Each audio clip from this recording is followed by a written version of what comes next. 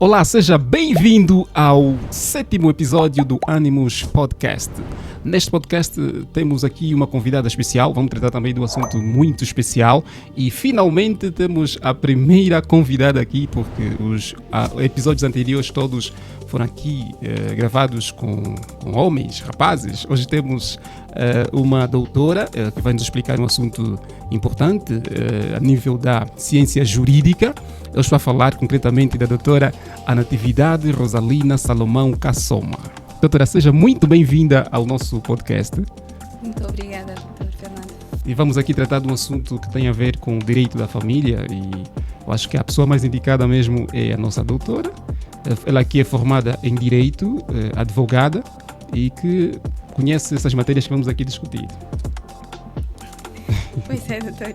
Nós vamos tratar concretamente sobre as consequências da não formalização da união conjugal. Hoje vamos falar aqui da importância do casamento, matrimônio civil.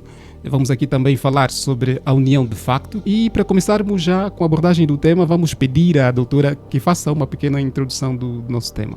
Vamos falar das consequências da não formalização das uniões conjugais, isso no que diz respeito ao casamento e à união de facto, nesse caso não reconhecida. Ok, estamos a falar daqueles casos em que as pessoas simplesmente juntam-se, né? E não tem nenhum papel que comprova a união, não é? Sim, o vulgo viver maritalmente. Eles chamam de viver maritalmente. Sim. Né? Eles até dizem, não, o fulano manteu, né? Sim, se bem que esse manteu. termo não está correto, não é? Sim.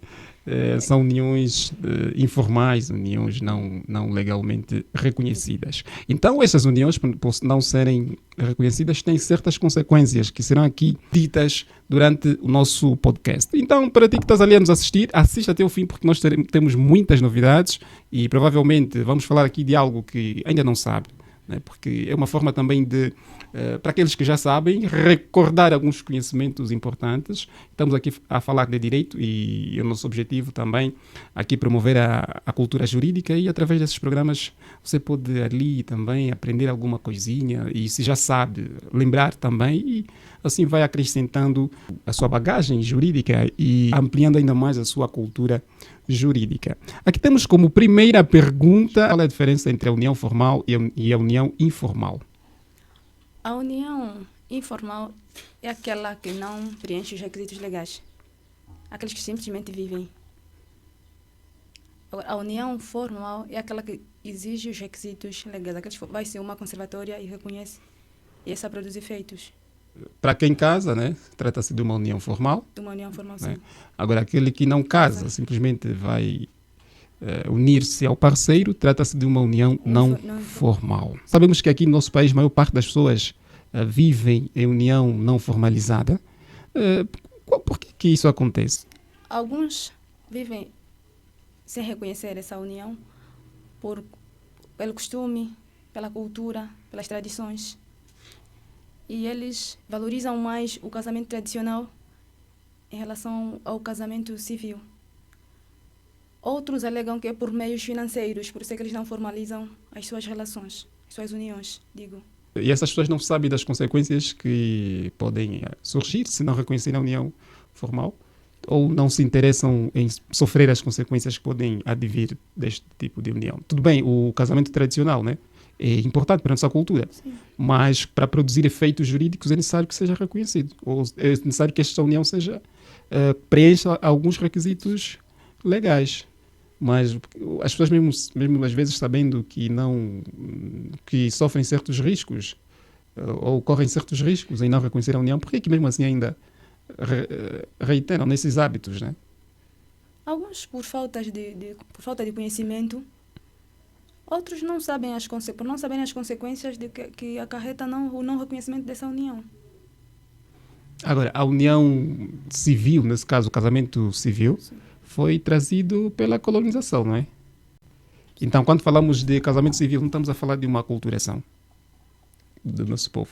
Sim, estamos a falar, mas principalmente os povos que vivem nas zonas recônditas, é muito difícil assimilar este tipo de conhecimento. Então teremos muitas dificuldades, sempre teremos problemas.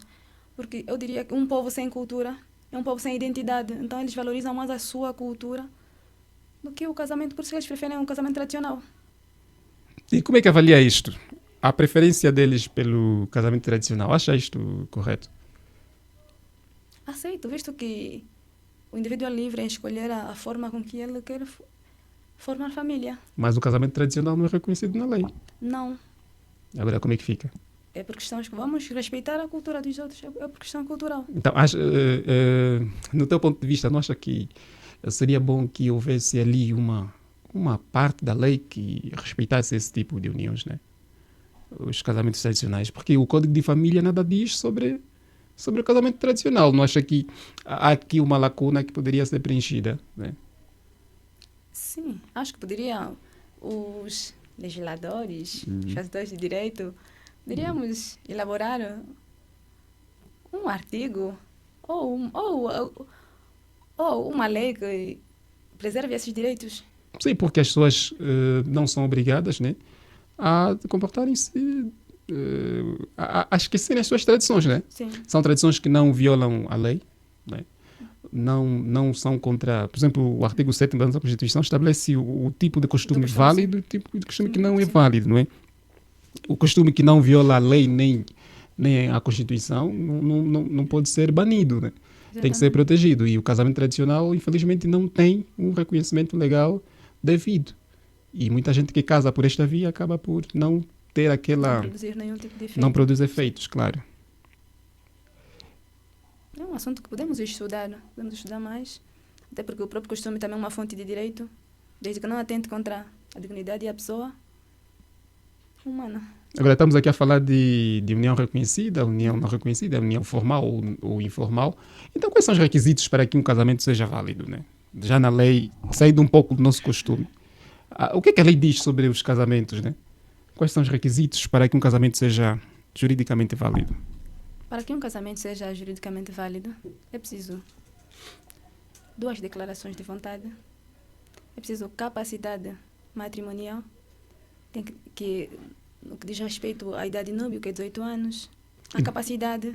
Então, quando falas em declaração de vontade, há quem não percebe. O que é que isso é, né? Declaração de vontade. A pessoa tem que querer. Porque há quem não tem contato com o direito pode não perceber isso. É a vontade expressa, o querer. E como é que tem que ser feita essa declaração de vontade? Vamos à conservatória. Os requisitos busca dizer... Quer dizer, as pessoas não podem casar de forma obrigatória, né? Manifestar a livre vontade. Sim, tem que ser livre vontade. Não por coação, nem por outro meio de intimidação da pessoa. A pessoa tem que casar porque quer casar. Sim. Ainda sobre isso, né? Sobre esta questão, como é que avalia aqueles casos em que atiram, chamamos isso no nosso dia a dia, né? Lhe atiraram a mulher, né? Aqui, na tua ótica, existe aqui uma vontade expressa em casar? Porque há pessoas que casam porque engravidaram, né? Exatamente, são obrigados. Alguns é para salvaguardar, alguns dizem que é para salvaguardar o respeito da família. Porque ouvi muitos mais velhos a dizerem que ele engravidou, senão tem que assumir. Senão, mas assumir a criança é casar. Não. Porque existe 2 coisas, casamento e gravidez, são coisas diferentes, né? Se bem que uma tem que estar ligada à outra, né? Mas, quer dizer, obrigar a pessoa a casar porque engravidou. Juridicamente, como é que analisa isto? Não tem respaldo. Não tem respaldo legal. Não tem respaldo legal. Porque aqui parece que a pessoa é obrigada a casar. Não há declaração. Não há vontade expressa. Não há vontade expressa. Uma declaração de vontade. Aí são obrigados. E até há muitos casos de pessoas que ainda são ameaçadas, né? Para se você não casar a nossa irmã, vais ver. Exatamente. Então é obrigado. Como aconteceu. Alguns é para prever a gravidez. Alguns dizem que é para prever para evitar, senão vai engravidar de novo, principalmente para os rapazes, vai engravidar de novo. Vai engravidar outra pessoa. E fica com a nossa filha. Mas também não acha que é uma forma de responsabilizar as pessoas, né? Não é correto, mas é o que acontece. Você engravida, foge, né? Mas que também é uma forma de responsabilizar o indivíduo. Sim, é uma das formas também. Mas não é o correto. Não é o correto. Não é. As pessoas têm que casar por livre vontade, sim. Ok. Que é a vontade. E quando as pessoas não casam por livre vontade, qual é a consequência jurídica? A Anulação do casamento. O casamento não é Não válido. é válido, sim. E quando falavas de capacidade, falavas do requisito da capacidade para o casamento ser válido, o que é isso, capacidade? A capacidade tem a ver com a idade núbil. Tem que ser maior de 18 anos. E mas os menores também não podem casar? Só se for um menor emancipado. O que é o menor emancipado? Porque as pessoas estão nos a ouvir, quem está nos a assistir, se calhar não entende, né? O que é o menor emancipado? O menor emancipado é naqueles casos em que ele não é maior, não tem 18 anos, Sim. mas ainda assim é obrigado a casar. Não diria obrigado. Ainda assim ele vai casar para salvaguardar um bem maior. Por exemplo, no caso mesmo da gravidez, né? Você tem 17 anos engravidas, queres casar, né? Exatamente. Tens essa possibilidade de casar, embora ser menor. Para ser menor. Mas a emancipação acho que tem idade diferente tem idade diferente dos homens Para a e das... menina, 15 anos. Sim. Para os rapazes, 16. Então os rapazes de 16 anos podem casar. Podem casar. É exceção. Não, mas sabes, há muita gente a divorciar e eu acho que quanto mais tarde casar, melhor. Né? Okay. Esses casamentos dos Casamento menores, dos alguns 16. são casamentos muito desestruturados. Não tem maturidade. Porque é preciso, além da própria maturidade física, tem que ter uma preparação, sei lá, né? Uma preparação psicológica, espiritual, financeira. Acho que isso tem que estar envolvido. Senão depois o casamento não anda. Vamos partir para a união formalizada. Quais são os tipos de união formalizada, união conjugal formalizada que podem existir? A união de facto reconhecida, nesse caso. A união de facto reconhecida e o casamento. E o casamento. E existe diferença entre os dois? Existe. Não, existe diferença. Existe diferença entre o casamento e a união de facto. Então, qual é a diferença fundamental entre os dois? A diferença entre a união de facto e no casamento é que o casamento ele vai obedecer os requisitos legais e a união de facto não vai. A união de facto não obedece os requisitos? A união de facto não. Só se for a reconhecida. Então, quer dizer, existe união de facto reconhecida Sim, e união de e facto, união de facto não sim, reconhecida. não reconhecida. Que são Ok. essas uniões não formalizadas. Ok, porque até o facto mesmo de nós chamarmos de união de facto é porque não é união de direito. Sim. A união de direito, nesse caso, será o casamento civil. Ela só vai obedecer aos requisitos se for reconhecida. Sim. Aqueles que só vivem a dois, como de marido e mulher se tratassem, é a união de facto. Mas se for a reconhecida, essa vai obedecer aos requisitos legais. E quais são as vantagens de termos uma união de facto reconhecida? É que ela vai produzir os mesmos efeitos, tanto pessoais como patrimoniais, equiparada ao casamento. Agora vamos entrar já na questão dos efeitos do casamento. Quais são os efeitos que o casamento pode produzir? O casamento vai produzir os efeitos pessoais e os efeitos patrimoniais. Nos efeitos pessoais vamos encontrar o dever de cooperação, de assistência, respeito, fidelidade, o direito ao nome, a filiação, o direito ao nome, o direito à afinidade, o direito à nacionalidade também, onde são efeitos pessoais do casamento. Então, vamos ainda começar a descascar esses efeitos de uma forma singular. O dever de cooperação. Quer dizer que os dois têm que cooperar. Mas tem que ter uma vida conjunta, né? Uma vida conjunta, sim. Ok. E quando falas da nacionalidade, né? Quer dizer que Quando alguém casa, pode adquirir a nacionalidade. o casamento também é uma das formas de adquirir a nacionalidade. a nacionalidade em Angola. Em Angola, sim. Aqui existe uma questão que muita gente ainda não sabe.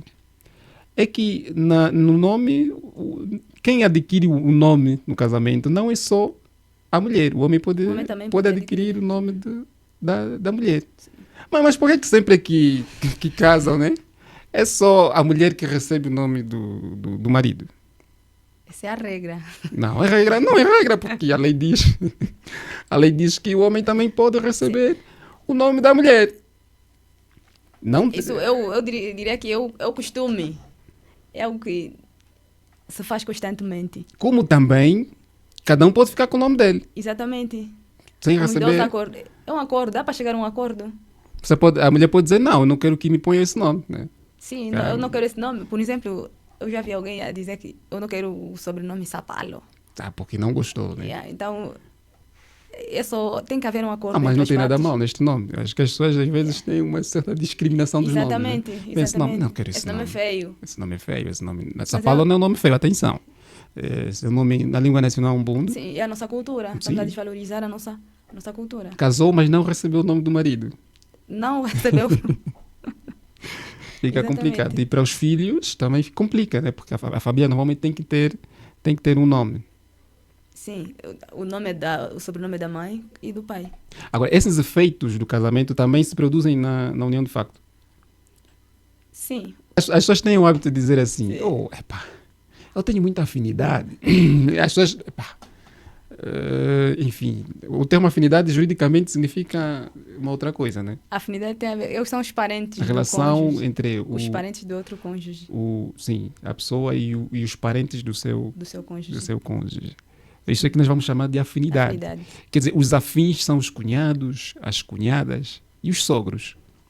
Existem algumas exceções, né? Porque tem que haver diferença entre aquele que casa de uma forma, como posso dizer, obedece os requisitos, né? E casa numa cerimônia civil, né? E aquele que casa, ou seja, que simplesmente reconhece a união de facto. Tem que haver uma diferença. Para quem reconhece a união de facto, não adquire a nacionalidade. Isso é uma das diferenças. Okay. Na união de facto não há esse efeito pessoal da aquisição da nacionalidade.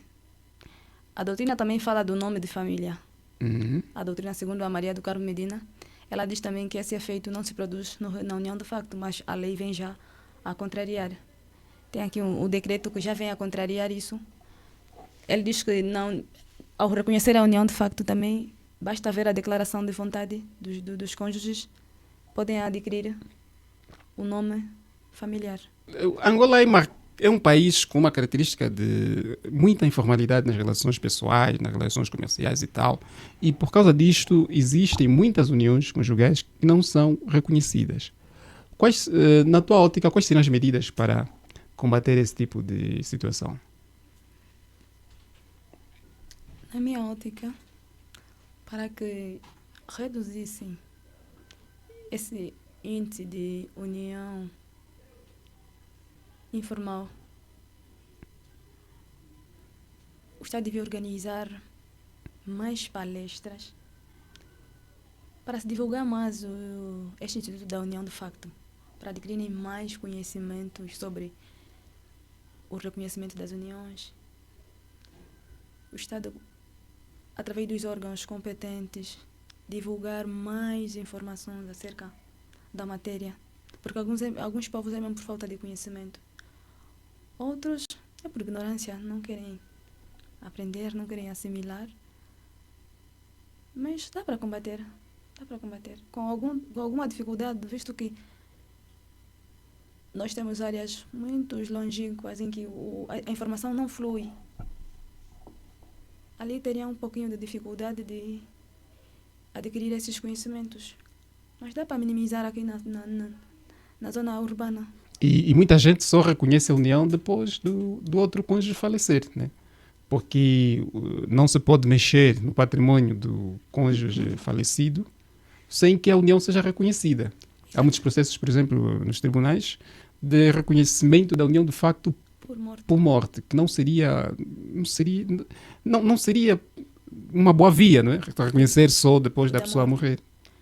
Mas também só reconhecem às vezes quando o decuio, ou nesse caso o falecido, deixou bens. Sim, o principal interesse são mesmo os bens. Para recuperar os bens. Quando não deixa bens, não há reconhecimento. Até alguns só sabem que tem que ir ao tribunal para levantar o dinheiro, não sabem que estão a fazer o reconhecimento da união de facto por morte. E depois o reconhecimento da união de facto é um dos pressupostos para poder mexer no dinheiro do falecido. Ou nos bens do falecido. Então, obrigatoriamente tem que fazer esse reconhecimento. Exatamente. Mas não seria assim. Né? E até muita gente só descobre depois de dar em conta que lá no banco já a conta não dá para mexer. Né? Quando começam a procurar os advogados. Exatamente. Eu diria que essa é uma das consequências da não formalização das uniões. Sim, e dá muito trabalho também. Sim, leva anos para poder reconhecer a união. É muito trabalhoso. Não é só ir lá, arranjar advogado, queremos... Não. E aquilo é depois da morte também? Exatamente. Uma das consequências, uns por falta jurídica, por falta de cultura jurídica, uns falta de conhecimento.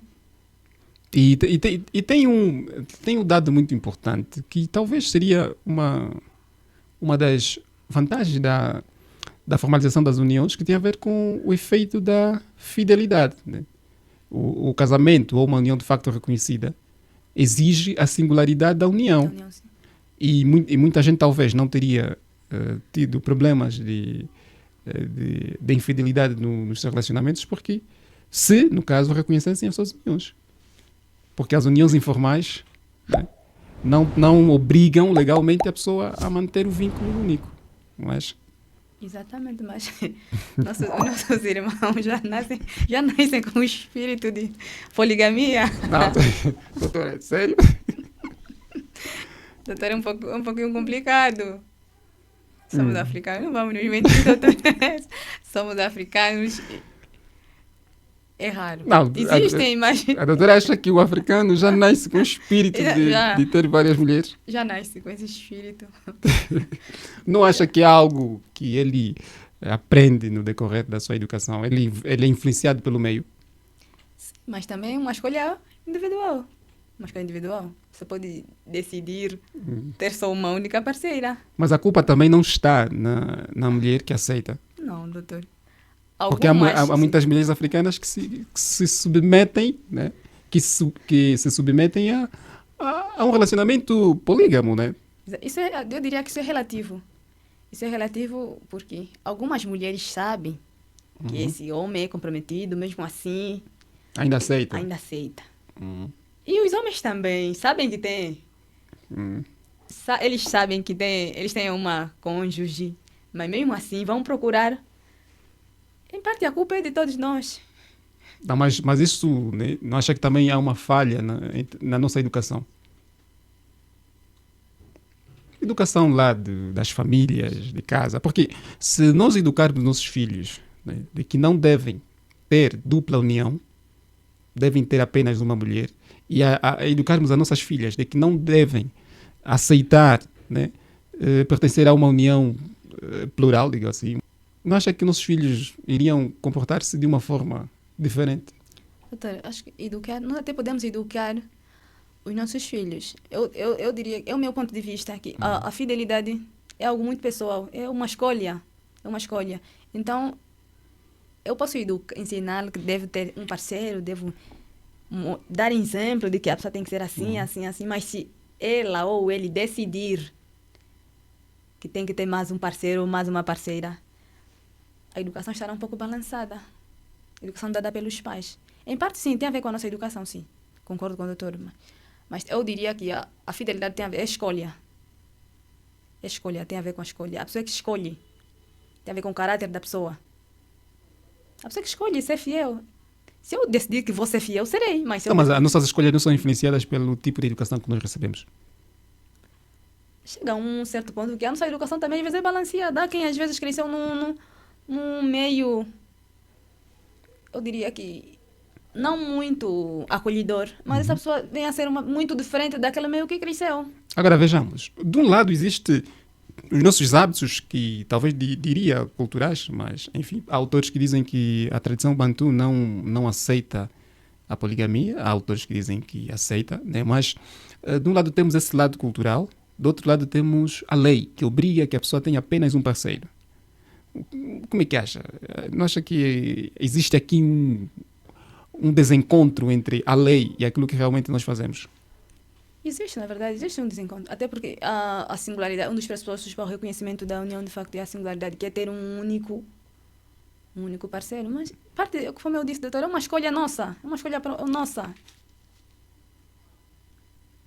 Não, mas isto pode causar problemas sérios, não é? Se houver uma partilha, digo assim, do cônjuge... Não se reconhece, doutor, já não há não singularidade. Se reconhece. Um parceiro com mais de duas parceiras, aí não há singularidade. Mas para o reconhecimento após a morte, existe, é possível, né? Só para pelo menos realizar alguns efeitos. Para o direito dos filhos. Eu diria mais para o direito dos filhos. E não existe exceção. Por exemplo, o cônjuge morre, deixa 3 mulheres, né? E epá, não digo cônjuge, digo, né, o pai de O cônjuge família. é o casado. Sim. O O pai de família morre, deixa 3 mulheres. E é preciso mexer nos bens que ele deixou, não é? Porque os bens são para as pessoas. E aqui não existe uma exceção. O que eu ando a constatar, doutor, é que apenas uma É que se beneficia. não que se beneficia, é que recebe aquele valor que está no banco e reparte Para as para as demais. demais. Mas onde tem filhos, Ok? nunca presenciei um caso em que não tem filho e é repartida pela outra mulher. Então quer dizer que a não formalização da união conjugal é mais prejudicial para as mulheres, não é? Para os filhos, sim. Para os filhos Para e os para as filhos, mulheres sim. e tal. E principalmente para aquele cônjuge aquele parceiro, digo assim, que depende financeiramente do outro, não acha? Mas essa partilha também tem que comprovar, tem que provar que aqueles são filhos do decuyo, do falecido. Porque se não se provar no tribunal que são filhos deles, também não tem direito a... Mas outro trabalho. Aos bens deixados, sim. Enquanto que se fosse uma união reconhecida e oficializada, não teria necessidade de passar por todos esses... Exatamente. Essa é uma das causas. Isso também é um mundo das desvantagens da poligamia. Porque ele, para reconhecer, tem que ter só uma única mulher. Sim. É o pressuposto de singularidade. Se tiver mais de 2, não vai reconhecer. E no caso, Razão doutora, pela qual... existem muitas pessoas que, epá, são situações da vida, né? Tem consciência que acontece mais, né? Assim, uma mulher tem consciência que o homem é casado, mas mesmo assim aceita aquele como parceiro. Tem uma união assim, tem um relacionamento normal, não é normal entre aspas, né? Ele até às vezes atribui residência à sua segunda parceira, segunda ou terceira parceira. Ele vai lá, passa lá algumas noites, depois vai para a primeira mulher, vai para a segunda mulher. O que é que acha? Isso aqui...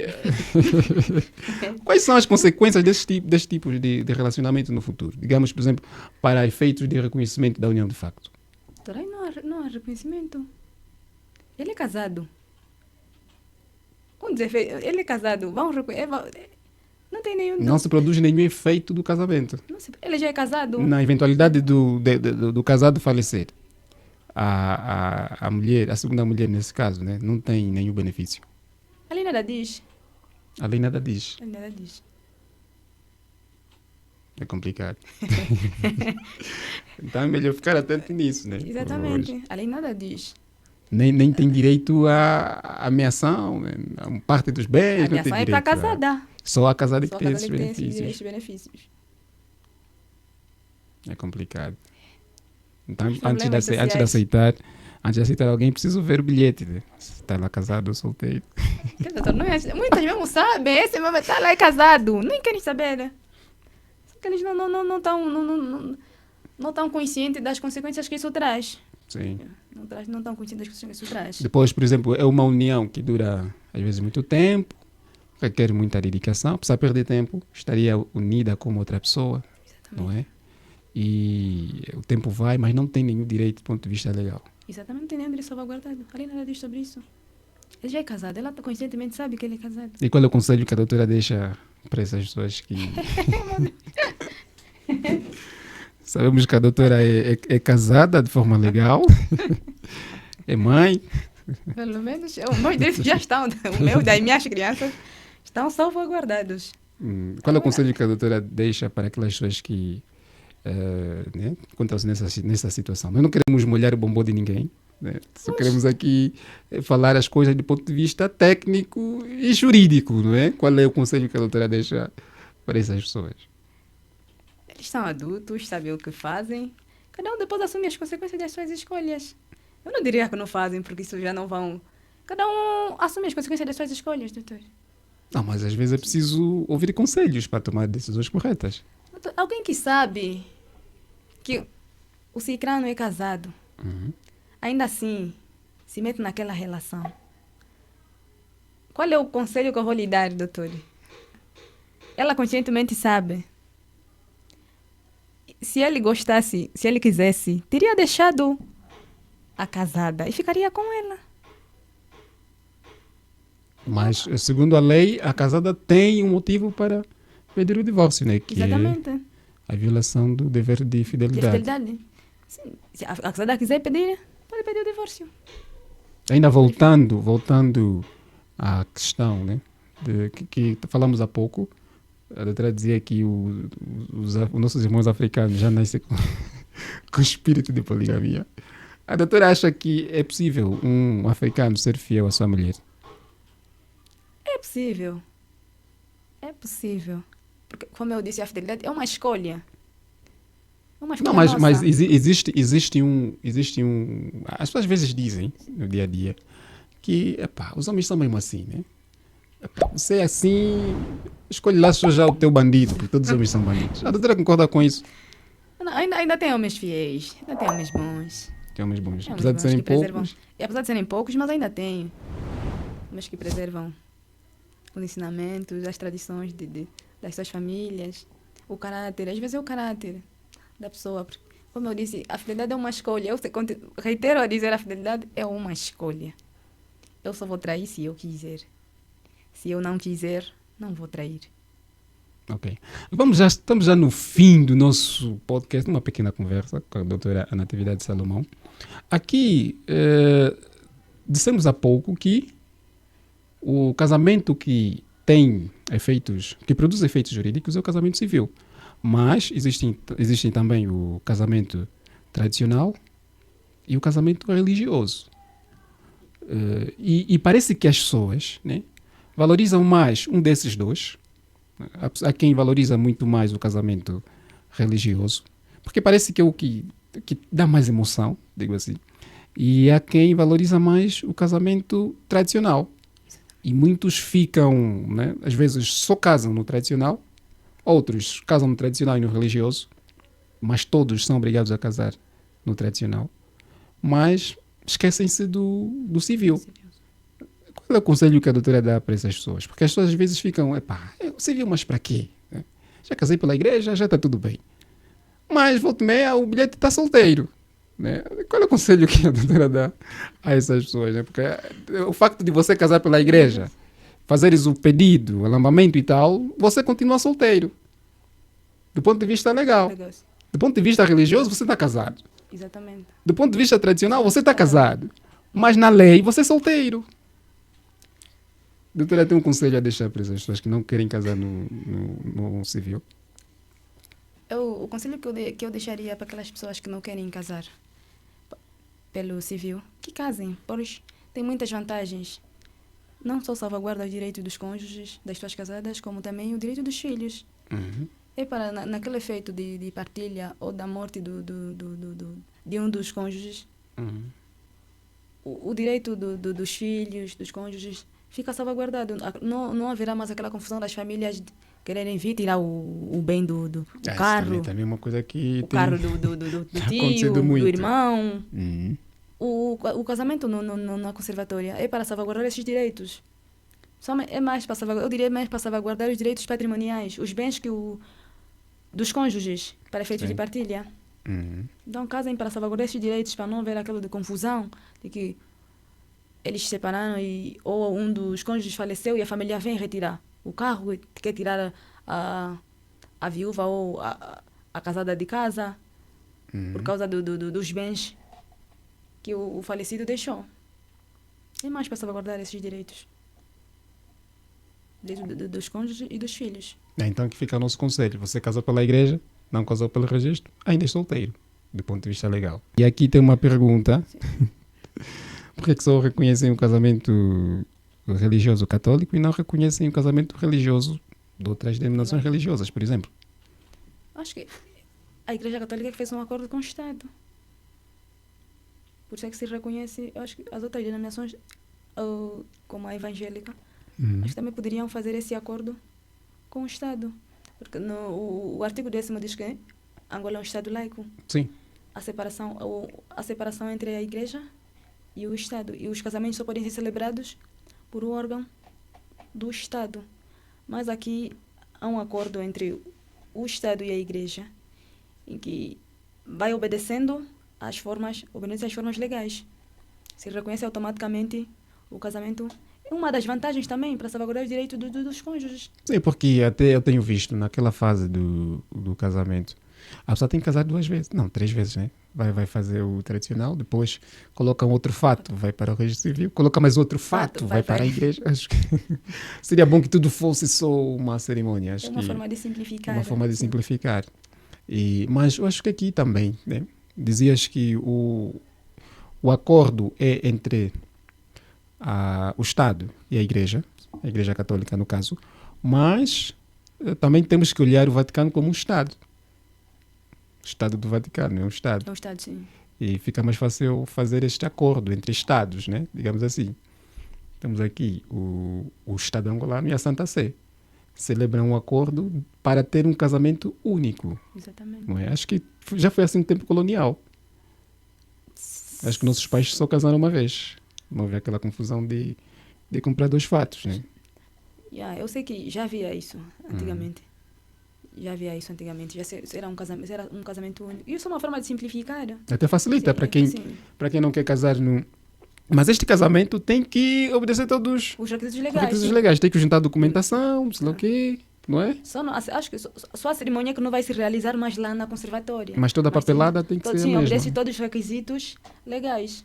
Acho que eu diria que o Estado se descentraliza, cede um pouquinho do seu poder para a igreja. Certo. Mas também fica aqui o nosso apelo que também outras igrejas comecem a trabalhar nisso, né? Não sei se depende de quem, nós não sabemos. Mas Certo. seria bom se as outras denominações religiosas também fizessem o mesmo. Pelo menos as pessoas, ou o Estado, né, facilitasse as outras denominações religiosas a fazer. Né, facilitasse nesse sentido, porque também precisa de uma certa organização, né? Não pode ser qualquer casamento que tenha efeitos civis. E acho que isso facilitaria de que forma as pessoas. Por exemplo, aquele que não quer casar, não quer ter um casamento civil, na igreja já fica tudo facilitado e teremos pouca informalidade nas uniões conjugais. Mas também não acha que há pessoas que fogem do casamento civil? Muitos só, sim. Como também tem muitos que fazem o casamento religioso, doutor. Também tem muitos que só estão casando civil. Não, mas nem porque lá na igreja tem alguma dívida. Não é porque a igreja... Para casar na igreja não é só chegar e casar. Tem que preencher também alguns Tem requisitos. Sim. Tem os requisitos, pelo menos não quero passar aqui publicidade, né? Se você denominação. tem algumas dívidas com a igreja, você não passa pelo corredor da igreja, não. Exato. Sim, tem requisitos. Tem que dar o dízimo. Tem que dar. Dar o dízimo. Para algumas você denominações tem que dar o dízimo. E eles vão lá mesmo confirmar se a pessoa entregou. Sim, tem envelopes. Quer dizer, quem não dá o dízimo não vai casar pela igreja. Tem mais outros requisitos. Tem que ter alguns... Tem que participar de algumas cerimônias. Sim. Tem que participar na aula Alguns dos sacramentos. nubentes, Tem que passar pela formação dos nubentes. nubentes. Tem requisitos. Tem que ter testemunho. Sim. Que ele é membro daquela igreja. Tem que ter batismo. Sim. Tem que ter o batismo, sim. Caso contrário, não... Então, não preenchendo esses requisitos, alguns vão já diretamente para o casamento civil. Sim. E para o casamento tradicional, é necessário alguns requisitos. É o que se traz, doutor. Aqui estamos já a falar da carta de pedido. Está a carta do pedido, sim. Carta do pedido. Então, o pedido é pedido ou é casamento? Ainda tem quem fala em alambamento, doutor. Alambamento ou alambamento? Sim, há livros que falam alambamento, outros falam alambamento. Mas a Maria do Carmo, a autora do livro de família, isto, né? Sim. Ela diz que a diferença entre o alambamento e o casamento tradicional. Mas parece que atualmente existe já uma junção destes 2 conceitos. No meu entendimento, eu resumo isso em não só. Não só. Sim. Ok. E os requisitos são aqueles que vêm Vem na carta. vêm na carta. São questões culturais. São questões Sim, culturais. varia de região para região. E caso a pessoa não entregue as coisas que estão na carta, o que é que acontece? Doutor, não casam. Não vai meter os meus velhos sentados. Não vai meter os meus velhos sentados. Porque... Para meter os mais velhos sentados, tem que trazer as grades, tem que o trazer fato, grades, os sapatos e tal. Presume-se que não haverá o casamento tradicional. Senão não haverá o casamento Sim. tradicional. É interessante. Você gasta no casamento tradicional, gasta no casamento civil, gasta no casamento religioso. Não acha que é muita coisa. Por isso é que muitos não casam. Mas também não acha que essa pluralidade de cerimônias é mesmo por causa da junção de vários hábitos que nós temos? Porque nós somos obrigados a assimilar aquilo que diz a nossa tradição. Depois acrescentamos a nossa religião, que não é originalmente da nossa tradição. E depois acrescentamos mais a tradição europeia. Agora somos obrigados a fazer 3 tipos de cerimônias. Não acha que isso é resultado mesmo desta confusão de culturas e hábitos que nós temos? Cada povo tem a sua cultura. Cada um só segue a cultura dele. Porque existem povos que realizam só um casamento. Pronto, acabou. Sim, há povos que só valorizam. Por isso é que eu dizia que há povos que só valorizam um casamento tradicional. Sim, casamento tradicional, pronto, acabou. Acabou, sim. Agora nós temos que fazer 3 casamentos, veja só. Sim. Fiz 3. Pedido. E desses 3... Reunimos todos os requisitos. Ah, Depois fomos à conservatória. sim. Todos os requisitos da conservatória. Depois mais. Sim, e veja só, desses 3, só um é que produz efeitos. Só o casamento civil. Efeitos jurídicos, né? Jurídicos. É porque o casamento... Existem outros casamentos que produzem efeitos religiosos, efeitos tradicionais, efeitos pessoais, né? Mas, do ponto de vista jurídico, só o casamento civil é que produz efeitos. Agora, com o acordo entre a Santa Sé e o governo angolano e o Estado angolano, o casamento católico religioso também irá ter efeitos civis, né? Porque ele vai conjugar os 2 casamentos num só. Ok. Vamos formalizar as nossas uniões. Vamos mesmo casar. Vamos fazer ou casamento, ou vamos reconhecer as nossas uniões para salvaguardar os nossos direitos. Em suma, é isso.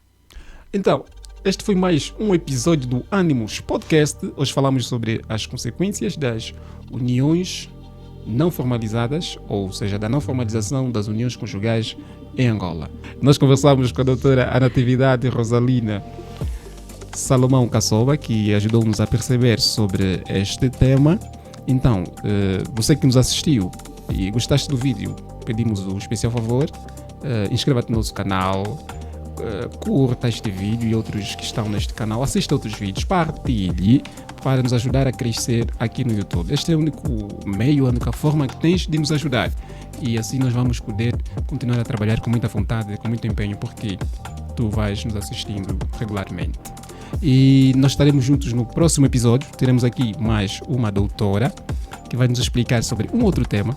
E para poderes matar a tua curiosidade, daqui a 8 dias, novamente neste canal, poderás encontrar um novo episódio. Então, doutora, muito obrigado pela tua presença. De nada, doutor. Nós vamos incomodar mais uma vez, né? Mais uma vez não digo, outras vezes nos iremos incomodar. E muito obrigado por disponibilizar o teu tempo. Ficamos aqui a conversar sobre um tema de direito de família. Ficamos muito gratos. Nós aqui agradecemos. É uma doutora de poucas palavras. Mas deu para conversarmos o suficiente. Então, por vezes também não é bom falar muito, né? Ficamos aqui a falar o essencial e temos a certeza de que ali você conseguiu perceber alguma coisa do que nós tratamos. Então, este é o Animus Podcast. Eu sou o Fernando Xissing e estamos juntos.